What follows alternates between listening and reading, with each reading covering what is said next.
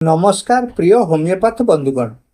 Homeo हिलिंग्स द्वारा प्रस्तुत यही वीडियो श्रृंखला को आपण मानकु डाक्टर विपिन सामंतरायर सादर स्वागत।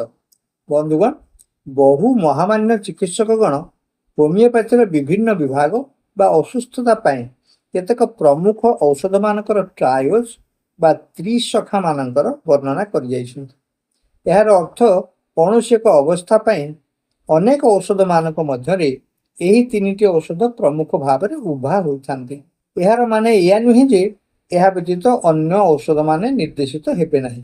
तेबे मुख्यतः यही तीनिटी औषध आम मानकर दृष्टि को आसे। प्रथम भाग में आम केतोटी ट्रायल्स संपर्क आलोचना करथिले। एबे आसंतु द्वितीय भाग में अन्य केतोटी ट्रायल्स विषय आम वर्तमान आलोचना करिबा। एबे आसंतु देखिबा ट्रायल ऑफ सिकाट्रिक्स और स्कार टिश्यू। डॉक्टर टाइलर वर्णित यही ट्राय गुड़िकर औषध हेले कस्टिकम, ग्राफाइटिस एवं साइलिसिया। बंधुगण, सिकाट्रिक्स बा स्कार टिश्यू होची घार क्षत चिन्ह बा permanent mark left after injury, surgery और inflammation formed when the body replaces damaged skin with fibrous tissue। यही स्कार टिश्यू जितेबाला आकार रे वृद्धि पाए या तो किलोरी कह जाए जहाँकि विकृत दिशे एवं एथिरु मध्य बेले बेले पूज इत्यादि निस्सरण हुए। कस्टिकमर स्कार रे आमे कॉन्ट्रैक्शंस और बर्निंग देखा पाइबा। यह सुखी जाए पुणी खोली जाए। जदि यही किलोरी गुड़िक पोड़ी जावा परे सृष्टि होता है और एथिरे कॉन्ट्रैक्शन और बर्निंग थाए तेबे कस्टिकम होची सठिक औषध। यह रिकरेन्स हुए और एथिरे रनेस देखा जाए। पोस्ट बर्न कॉन्ट्रैक्चर पाई मध्य कस्टिकम उपकारी। ग्राफाइटिस स्कार गुड़िक साधारणतः सर्जिकल ऑपरेशन पर सृष्टि होता है। यह खूब कला वर्ण दिशे, एथिरे शुष्कता देखा जाए एवं एथिरु अठालिया पानी बाहर। साइलिसिया विशेषता है स्कार निर्गत होता पूज अत्यंत पतला जहाँ को आम सेनियस कहू। एबे एथिरे स्प्लिंटर लाइक पेन मध्य थाए। यह बेटर बाय वर्म एप्लिकेशन होता है एवं आम माने जानू जे साइलिसिया होती गोटे चिल्ली पेशेंट। परवर्ती ट्राय होची क्लाइमेटिक रिमेडीज बा try of climacteric remedies. Doctor royal मध्य यही रिमेडी गुड़िक बा यही औषध गुड़िक मेनोपॉज अवस्थार औषध सेगुड़िक हेले सांगुनारिया कैन, लाकेसिस एवं सेपिया। लाकेसिस होची हिमोरेजिक, एथिरे हिमोरेज थाए और एथिरे हॉट पर्सपिरेशन सहित hot pluses in the head थाए। पाल्पिटेशन, बर्निंग वर्टेक्स एवं एथिरे लेफ्ट साइड हेडेक होची गोटे प्रोमिनेंट लक्षण। मेनोपॉज समय रे सांगुनारिया रे आमे painful enlargement of breast, leucorrhoea एवं बर्निंग पाम्स एंड सोल्स पाइबा। अर्थात हाथ और पादरे ज्वाला देखा जाए एवं यार सिक हेडेक देखा जाए जहाँकि राइट साइड होता है। लाकेसिस और सल्फर विफलता पर सांगुनारिया यहीपर क्षेत्र में भल काम कर। सेपियार मन आपण मान जानती विषर्ण और यह हूँ संपूर्ण इनडिफरेंट। सबु कथार से निष्प्रियता प्रकाश करे एवं खूब चिड़चिड़ा स्वभाव रहता है। यार जरायुच्युति प्रलाप सबसे देखा जाए और अंताप व्यथा आदि सहित संलग्न थाए।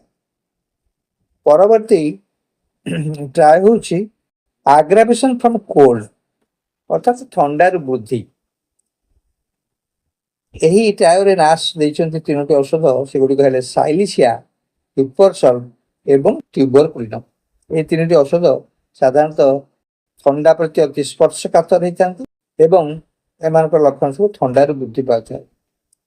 सहजरे ठंडा धरुवा ये औषध गुड़िक मध्य हिपर आग्रावेशन होची ड्राई कोल्ड विंड। ठंडा शुष्क पवन लगिले यार वृद्धि होता है। काश एवं गला व्यथा एथिरे देखा जाए। यार कफरे एक प्रकार खटा बा आंबिड़िया बास्ना देखा। काशिबा बेले तंटी बांधी होगा पर लगे। हिपरसल्फ ଥଣ୍ଡା ପବନ ପ୍ରତି ଅତି ସମ୍ବେଦନଶୀଳ ଓ ଏହା ଏକ ଶୀତୁଆ ରୋଗୀ। ଅନ୍ୟପକ୍ଷରେ ଟ୍ୟୁବରକୁଲିନମ୍ ଗରମ ସହିପାରେନା ଏବଂ ଇଏ ଥଣ୍ଡା ପବନକୁ ବହୁତ ଆଗ୍ରହ କରେ।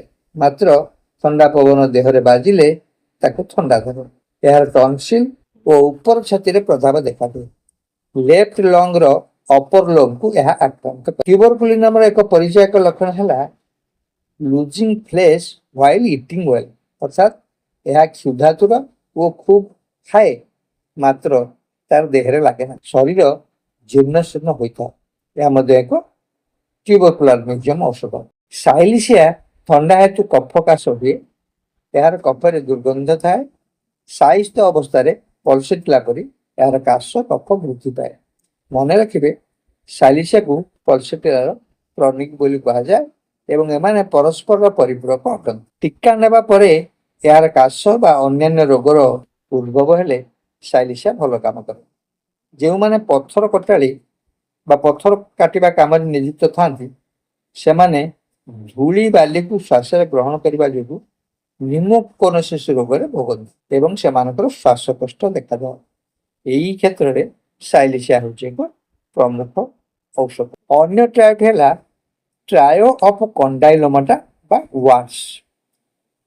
ନା ସେଥିପାଇଁ 3ଟି ଔଷଧ ଦେଇଛନ୍ତି, ସେଗୁଡ଼ିକ ହେଲେ ଥୁଜା, ନାଇଟ୍ରିକ୍ ଏସିଡ ଏବଂ ଷ୍ଟାଫିସାକ୍ରିଆ। ନାଇଟ୍ରିକ୍ ଏସିଡର ଭାତୁଡ଼ି ପ୍ରାୟ ବେଶୀ ଭାଗ ମୁହଁରେ ଦେଖାଦିଏ ଓ ସହଜରେ ଏଥିରୁ ରକ୍ତ ବାହାରେ। ହାତ ବାଜିଲେ କିମ୍ବା ମୁହଁ ଧୋଇଲା ବେଳେ ଏଥିରୁ ରକ୍ତସ୍ରାବ ହୁଏ। ଏଥିସହିତ ଏଥିରେ କେଞ୍ଚିବା ପରି ବା ସ୍ପ୍ଲିଣ୍ଟର ଲାଇକ୍ ପେନ୍ ଦେଖାଦିଏ। ଥୁଜାର ଭାତୁଡ଼ି ଗୁଡ଼ିକ ଫୁଲକୋବି ପରି ତାର ଉପରଟା ଜାଦୁରିଆ ହେଇଥାଏ ବା ରଫ୍ ହେଇଥାଏ, ଆକାରରେ ବଡ଼ ହୁଏ। ଆବୃତ ସ୍ଥାନ ମାନଙ୍କରେ ଓ ଜନନେନ୍ଦ୍ରିୟରେ ଏଗୁଡ଼ିକ ଦେଖାଯାଏ। ଥୁଜା ରୋଗୀ ତାର ମନୋଭାବ ହେଉଛି ସିକ୍ରେଟିଭ। ଭାତୁଡ଼ି ଗୁଡ଼ିକ ପେଡୁଙ୍କୁଲେଟେଡ ବା ବୃନ୍ତଯୁକ୍ତ ହୋଇଥାନ୍ତି। ଷ୍ଟାଫିସାକ୍ରିଆର ଭାତୁଡ଼ି ଦେଖିବାକୁ ଥୁଜା ପରି ରଫ୍ ଓ ପେଡୁଙ୍କୁଲେଟେଡ ହୋଇଥିଲେ ହେଁ ଏହାର ଡିଫରେନ୍ସିଏଟିଂ ପଏଣ୍ଟ ହେଲା ଏହା ଖୁବ୍ ସ୍ପର୍ଶକାତର, ଅର୍ଥାତ୍ ଛୁଇଁଲା ମାତ୍ରେ କାଟେ। ଏହାର ମନୋଲକ୍ଷଣ ଯଦି ଆପଣ ଲକ୍ଷ୍ୟ କରିବେ, ତାହା ହେଉଛି ଏହା ସହଜରେ ନିଜକୁ ଅପମାନିତ ମନେ କରେ ଓ ନିଜର କ୍ରୋଧକୁ ଚାପି ରଖିବା କାରଣରୁ ଏହାର ଅସୁସ୍ଥତାର ଉଦ୍ଭବ ହୋଇଥାଏ। ଟ୍ରାୟୋ ଅଫ୍ କୋରାଇଜା ବା ଫ୍ଲୁଏଣ୍ଟ କୋରାଇଜା। ନାସ୍ ଏଠାରେ ଆର୍ସେନିକ ଆଲବମ୍, ଆଲିୟମ ସେପା ଓ ମର୍କୁରିୟସକୁ ଅନ୍ତର୍ଭୁକ୍ତ କରୁଛନ୍ତି। ଆର୍ସେନିକର ସର୍ଦ୍ଦି ସ୍ରାବ ପତଳା ଓ ଜଳବତ ହେଇଥାଏ। ଏହା ଅନ୍ୟ ଔଷଧ ଦୁଇଟିର ସ୍ରାବ ପରି କ୍ଷତକାରୀ, ଅର୍ଥାତ୍ ଏହା ଚର୍ମ ବା ମ୍ୟୁକସ୍ ମେମ୍ବ୍ରେନରେ କ୍ଷତ ସୃଷ୍ଟି କରେ। ଆର୍ସେନିକର ବିଶେଷ ଚରିତ୍ର ହେଉଛି ଜ୍ୱାଳା। ଯେତେବେଳେ ଏହି ସ୍ରାବ ନିର୍ଗତ ହୁଏ, ଏହା ଜ୍ୱଳନ ସୃଷ୍ଟି କରେ। ଆମେ ଜାଣନ୍ତି ଆର୍ସେନିକ ହେଉଛି ଶୀତକାତର, ଏଣୁ ଥଣ୍ଡା ବାୟୁ ସଂସ୍ପର୍ଶରେ ଆସିଲେ ଏହାର କୋରାଇଜା ବୃଦ୍ଧି ପାଏ ଓ ଏହାର ଊର୍ଦ୍ଧ୍ୱ କୋଠରୀରେ ଉପଶମ ମିଳେ। ଆଲିୟମ ସେପାର କିନ୍ତୁ ଆର୍ସେନିକର ବିପରୀତ ଅବସ୍ଥା ଦେଖାଦିଏ, କାରଣ ଏହା ଥଣ୍ଡା ପବନକୁ ଖୁବ୍ ଭଲ ପାଏ ଓ ଊର୍ଦ୍ଧ୍ୱ କୋଠରୀରେ ଏହାର ସ୍ରାବ ବୃଦ୍ଧି ପାଏ। ଇଏ ହେଉଛି ଆର୍ସେନିକର ଠିକ୍ ଓଲଟ। ଏହାର ସ୍ରାବ ମଧ୍ୟ କ୍ଷତକାରୀ, ମାତ୍ର ଏହାର ଆଖିରୁ ବହୁଥିବା ପାଣି ସାଧା ହେଇଥାଏ ବା ୟୁଫ୍ରେସିଆର ଚକ୍ଷୁଜଳ ପରି କ୍ଷତକାରୀ ହୋଇନଥାଏ। କାଶିବା ବେଳେ ଏହାର ତଣ୍ଟିରେ କଷ୍ଟ ଅନୁଭବ ହୁଏ, ସତେ ଯେପରି ତଣ୍ଟି ଛିଣ୍ଡିଯିବ ଓ ସେ ଗଳାରେ ସେଥିପାଇଁ ହାତ ଦିଏ। ଆର୍ଦ୍ର ପାଗରେ ଏହାର କୋରାଇଜା ବୃଦ୍ଧି ପାଏ। ମର୍କୁରୀର ସ୍ରାବ କିନ୍ତୁ ଅନ୍ୟ ଦୁଇଟି ଔଷଧ ପରି ୱାଟରୀ ବା ପତଳା ନ ହୋଇ ମୋଟା ହେଇଥାଏ ଓ ସହଜରେ ନାକ ବାହାରକୁ ଗଡ଼ି ଆସେ ନା। କିନ୍ତୁ ସିଫିଲିକ୍ ସ୍ୱଭାବ ହେତୁ ଏହା କ୍ଷୟକାରୀ ହେଇଥାଏ। ଏହାର ବୃଦ୍ଧି ଆର୍ଦ୍ରପାଗ, ରୁଦ୍ର କୋଠରୀ ଓ ରାତ୍ରି ସମୟରେ ହେଇଥାଏ। ଏହି ସ୍ରାବ ସବୁଜ ବର୍ଣ୍ଣ ଓ ଦୁର୍ଗନ୍ଧଯୁକ୍ତ ହେଇଥାଏ। ଏହାର ଅନ୍ୟ ବୃଦ୍ଧି ହେଉଛି ସୂର୍ଯ୍ୟାଲୋକରେ ବୃଦ୍ଧି। ପରବର୍ତ୍ତୀ ଟ୍ରାଏ ହେଉଛି ଡ୍ରୁପିଂ ଅଫ୍ ଆଇଲିଡ୍ସ ବା ଟୋସିସ୍।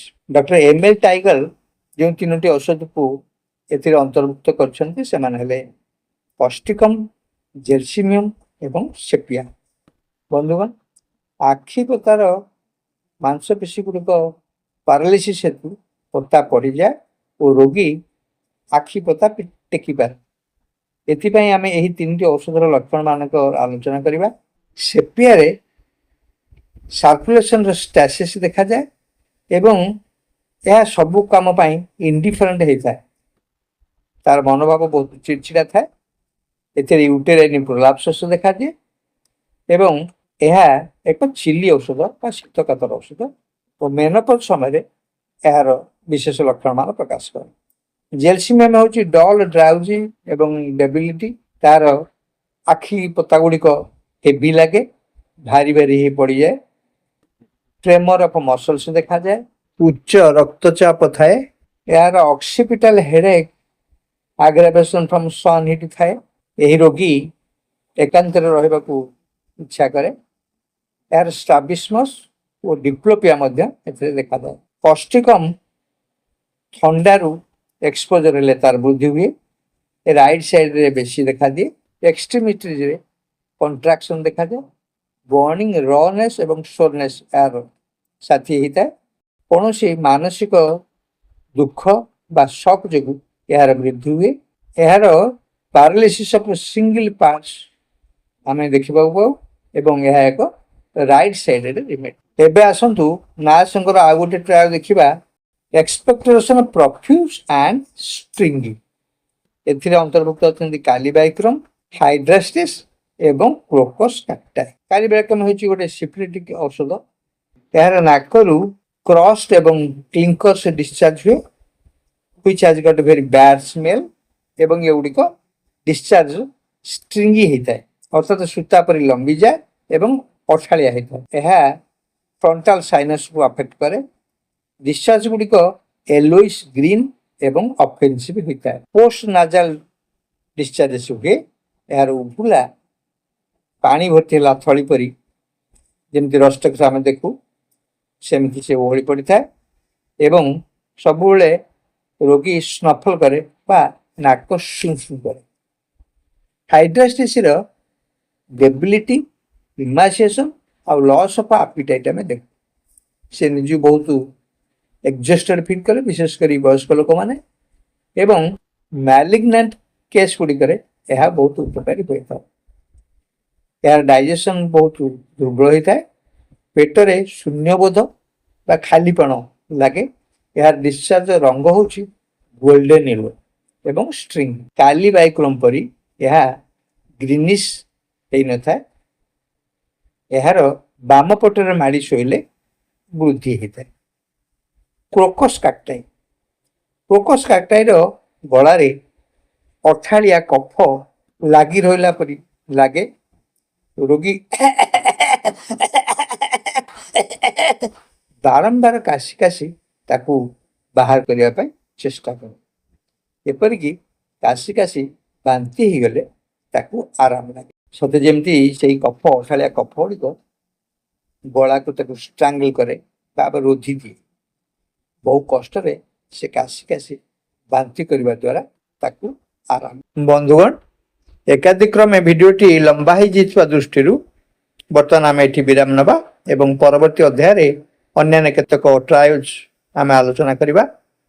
ଆପଣମାନଙ୍କୁ ଅନୁରୋଧ, ଚ୍ୟାନେଲକୁ ସବସ୍କ୍ରାଇବ୍ କରିବେ, ଲାଇକ୍ ଏବଂ ସେୟାର କରିବେ।